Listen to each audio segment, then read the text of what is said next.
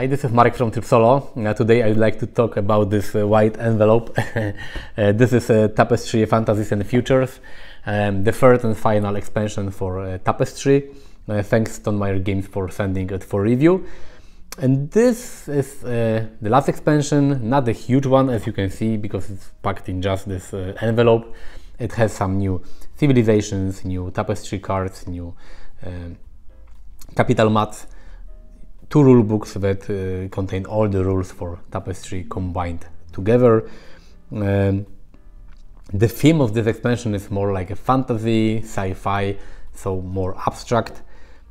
I would like to show you what's inside. I will not talk about the Tapestry rules because this is a video about the expansion. So I will show you what you can find inside this envelope, and then I will tell you my opinion on this expansion. So this is the Fantasies and Futures expansion. It comes in just this envelope, so no box, just an envelope with all the components.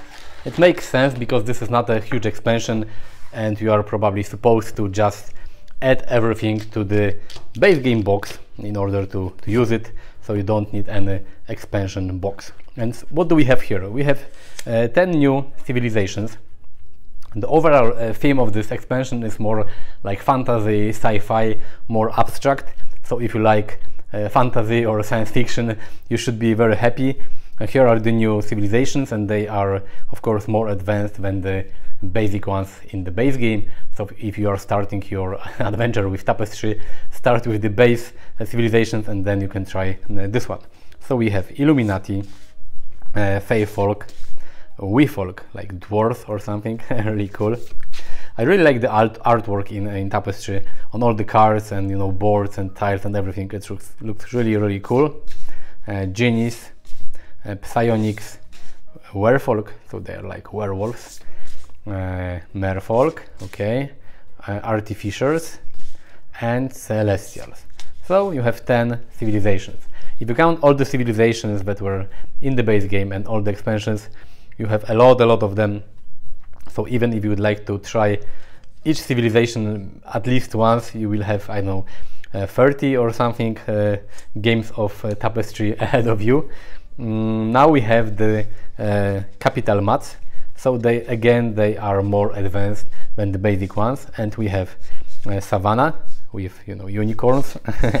We have Netherworld with some kind of monsters, and Quagmire, City in a Battle, really cool, and Vale, Polar, and Savannah. So 6 capital mats that you can use in your Tapestry games.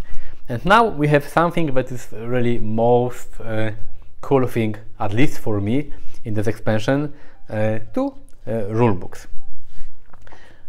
In the base game and in all expansions for Tapestry, you always had a rule book that explained all the new things that were added. And now we have one rule book that combines the base game and all the expansion together in one rule book. And this is such a cool thing, because I hate having I don't know, 5 or 6 reference sheets and rule books for solo play, for base game, for all the expansions. Now everything is just in one rule book for the base game and a second rule book for Automa. You have all the civilization adjustments, you have FAQ, so frequently asked questions, all the masterpiece cards and all the tech cards, the track, science, military, arts, everything. It combines all the expansions. If something is, for example, you have AA, so this is for arts and architecture, PP for plans and ploys, and FF is for fantasies and future. So depending which expansion you are using, you can skip some sections of this rulebook, but it's really cool. It's a nice format, not a huge rulebook. You can easily have it on your table and use it. Second rulebook is for Automa, and it again combines all the rules from all the expansions. You have a components list, you have the same components list in the main rulebook, so you can easily see how many cards and tech cards, landmarks and everything, tiles you had in all the expansions. The solo rulebook also contains the campaign, the mini campaign, maybe not mini, but the campaign that was in Plans and Ploys expansion. So you have the campaign The Fate of Atlantis. It contains 5 scenarios that you can play separately as a campaign. You have 5 scenarios, and then it introduces a new mini campaign called Rise of the Kaiju. You have 2 scenarios. You can play them together or separate. So you have in total 7 scenarios for the solo play.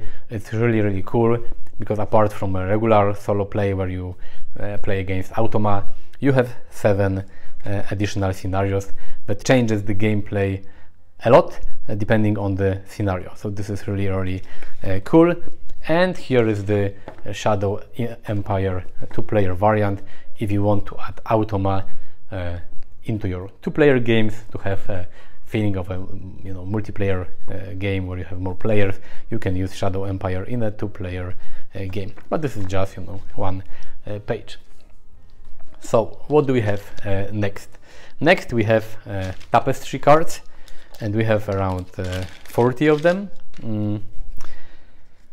They, as I said, they are more fantasy, sci-fi themed. You have Zombie Army or Wizards Guild, Searside, the Kraken, Paladins, Muses, robotic decoys. It's really cool artwork.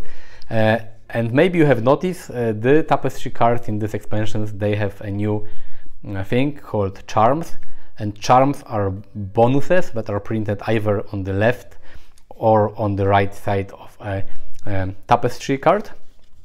And how they work: for example, if you already have a Tapestry card on your income mat, and in the next round you will add another Tapestry card, if you have a charm on the new card that you're adding on the left side, you will gain the bonus when you add this card here.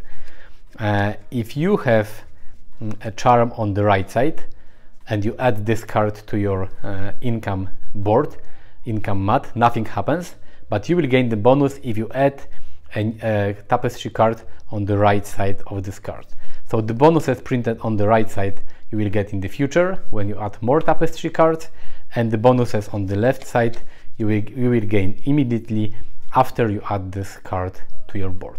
So you can make combos like this. For example, if you have this card on your income mat, for example, and now you will add this card, you will gain this bonus from this card and this bonus from this card.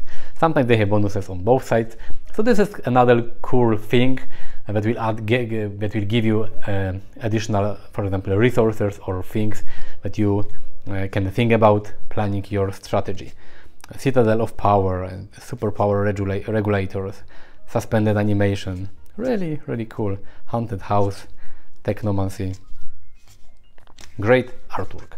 So this is one new thing, the charms, and there's also a second new thing in the game that allows you to reserve different resources and things.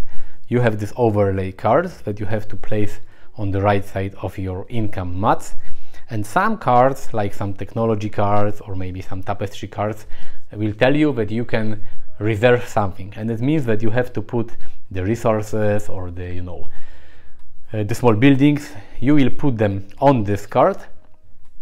You will not be able to use them immediately, but you will be able to use them on the 5th last income turn.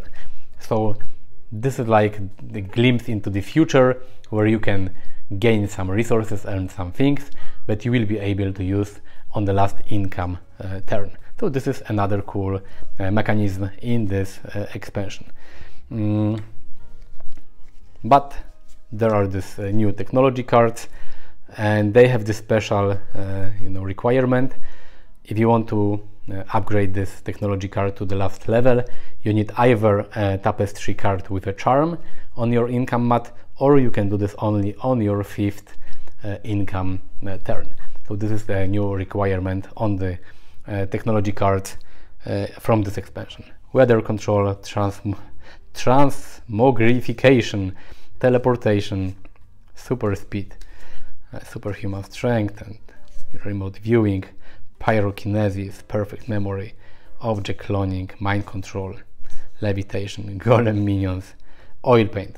There are a few cards in this expansion that are some kind of errata, and you have to replace old cards with the same cards from this expansion. I think 4 or 5 cards you will find this. For example, this is AA, so it's arts and architecture, and you have to find the oil paint from this expansion, remove it from the game, and replace it with this card here. There are 3 new civilizations for solo play: the Travelers, Erratics, and Charmers. So 3 new civilizations if you would like to try them in the solo mode. And again, 3 landmarks from arts and architecture that you have to, replace the old ones with this. So this is basically the content of the whole Fantasies and Futures expansion. Capital mats, civilization, new civilizations, new rulebooks, and some tapestry and technology cards. Let's go to the summary. As you have seen, this is not a huge expansion. It reminds me of Plans and Ploys in terms of content, because you have just new cards, no new groundbreaking mechanics for Tapestry. The new things are cool, like you have 10 new civilizations, new capital mats, new Tapestry cards, and the charm element that gives you bonuses depending how you place the Tapestry cards on your income mat is cool. The option to reserve some resources for the last income turn is also quite a nice addition, but nothing major. This is not this is not like arts and architecture expansion, which added a brand new track for you to score. So this is, in my opinion, like a farewell expansion for the fans of Tapestry. This is the final expansion for now. I hope that maybe something will come out in the future, maybe Tapestry 2 or a new game that bases on Tapestry, because I really like Tapestry. I play Tapestry mostly solo. I have all the expansions for it and I have so much fun playing it. I know that some people complain about the balance of this game, and some people say this is not a true civilization game. I don't care. I have fun playing it. I really like it. It plays solo really well. So, I like the Fantasies and Futures expansion. If I wouldn't get it for review, I will get it either way, because I want to have everything, especially that this is the last expansion for Tapestry. But the most cool thing in this expansion for me are the 2 rulebooks, one for solo play and one for Tapestry in general, because they combine all the rules and everything that was added in the previous expansion and in the base game. So instead of having, 5, 6 rulebooks on your table and different reference sheets and stuff like this, you have everything in a rulebook. The size of the rulebook is quite small, so it's quite compact. It's easy to have it with you when you play the game. It's really great, and I would recommend getting this expansion just to have the rulebooks that contain all the rules for Tapestry together with FAQ. So it's really, really cool. And if you are a fan of this game, I don't have to, I don't have to tell you to get it, because you will get it. I think it's a cool addition. You have more of everything. It's really cool. If you have Tapestry but you have no expansions, I would recommend getting Arts and Architecture as your first expansion, because it adds most gameplay changing elements. But if you like fantasy and sci-fi, then maybe Fantasies and Futures is something nice. You will not have to learn a lot of new rules to combine this with your base game. So this is it. I like this expansion, I like Tapestry, and this is really cool. The price is not high. The only downside for me is the type of packaging, because it came in this white envelope, and this came from UK. UK is not in European Union anymore, so I had to wait like 2 weeks to get it, and the envelope came like, it was slightly damaged. The cards are okay, but the rulebook is not in it's okay, in a good condition, but it has some dents, and it's not perfect. I'm a perfectionist, so I know why they packed this in this envelope, because they want to be more like ecological. And also this is a small expansion, so you will probably put everything from this in the base game box, but maybe it should, the cardboard should be thicker to guarantee that it will safely arrive to anyone. This white envelope is not enough in my opinion. But in general, really cool expansion. Click the like button if you like the video, subscribe to my channel, visit me on Facebook, Instagram and Twitter. You will find link in the description of this video. Thank you for watching, see you next time, bye.